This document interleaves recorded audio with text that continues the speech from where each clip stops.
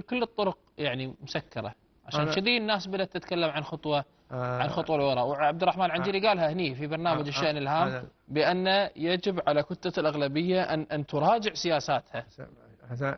شوف عبد الوهاب، أنا بعطيك مثل يعني متطرف كلش. نيلسون مانديلا دخل السجن 30 سنة، ما حصل التغيير إلا بعد 30 سنة. زين، احنا نتكلم عن سنتين الحين.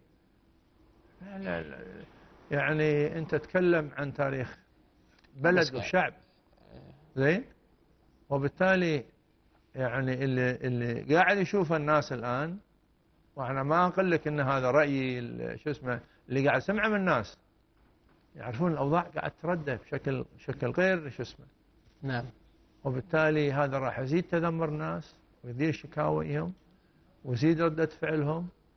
يبدو الناس يعني هم يأخذون الأمر بنفسهم. يعني احنا قد نكون يعني نطرح توجهنا، نوضح ما نرى من خلل في وضع البلد، لكن هي مسؤولية الشعب الكويتي. إذا الشعب الكويتي في النهاية ما تحمل هالمسؤولية، هو راح يتحمل نتيجة.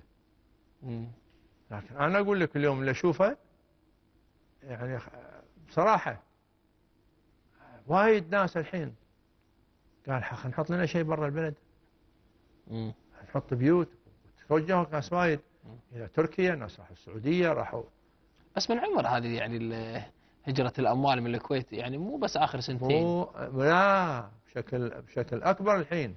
كل من يقول والله خلني أمن أنا حق عيالي، أمن حق كذا، بدوا يشترون برا مواقع، ما هم مطمئنين لمستقبل البلد.